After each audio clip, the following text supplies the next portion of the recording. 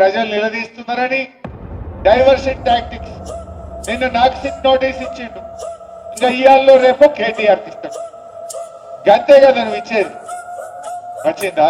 Phone tapping కేసులో SIT దూకుడుగా ముందుకు వెళుతోంది. రేపు ఉదయం విచారణకి రావాలంటూ కేటీఆర్ కి సిట్ నుంచి నోటీసులు అందాయి.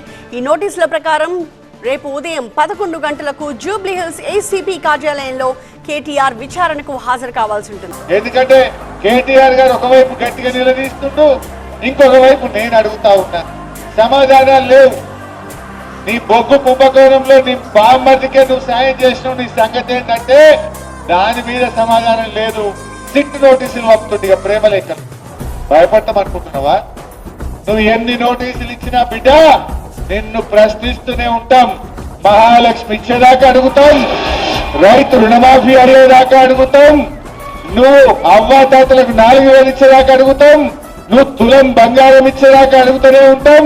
పిల్లలకు ఎస్సీ ఎస్టీ బీసీలకు ఫీజు రియంబర్స్మెంట్ డబ్బులు ఇచ్చేదాకా రేవంత్ రెడ్డి వెంట పడుతూనే ఉంటాం.